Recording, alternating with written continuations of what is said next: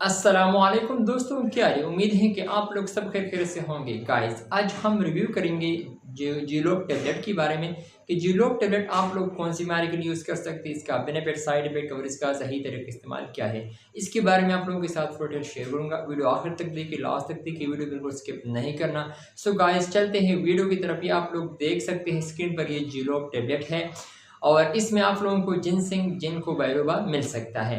ये असल की इसका फार्मूला है, जीलोक के नाम से आता है और ये आप लोगों को पाकिस्तान में हर मेडिकल स्टोर से आसानी से मिल सकता है। तो इसमें 30 टेबलेट होते हैं और इसके यूज़ के हवाले अगर हम बात करें तो आप लोग जो हेल्प मेंटेन मेमोरी, जो आप लोगों को हेल्प जो मेमोरी को मदद कर देती है, मदद मिल सकती है इससे। और अगर आप लोगों को याददाश्त की कमज़ोरी हो, जिन लोगों को याददाश्त की कमज़ोरी हो उसको बात सही तरह से याद नहीं रहती, हर वक्त बात भूल जाते हैं, या फिर आप लोग कोई चीज़ रख देते हैं फिर या भूल जाते हैं, या कोई स्टूडेंट्स हो वो स्टडी कर लेते हैं, उसको स्टडी करने में जो दुश्वारी होती है, याददाश्त की कमज़ोरी जो होती है, सबक सही तरह से याद नहीं कर सकते, उनको बात बहुत जल्दी भूलते हैं।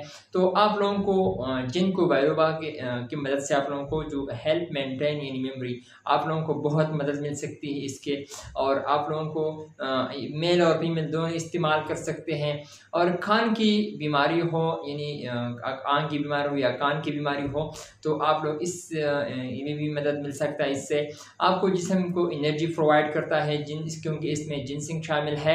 और जिस्मानी कमज़ोरी के लिए भी इस्तेमाल कर सकते हैं क्योंकि इसमें जिनसिंग शामिल है।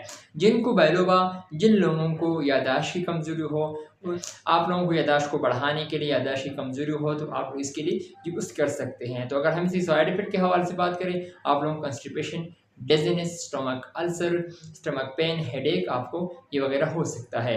और अगर हम इसकी तरफ इस्तेमाल के हवाले से बात करें तो ये आप लोग एक गोली रोज़ाना 30 दिन तक इस्तेमाल कर सकते हैं और आप लोग एक गोली सुबह और एक शाम को खाने के बाद इस्तेमाल कर सकते हैं। आप लोगों को ओडी भी इस्तेमाल कर सकते हैं और बीड़ी भी इस्तेमाल कर सकते हैं। आप लोगों को डॉक्टर जो भी कहे उसी तरह इस्तेमाल करें। So thank you for watching.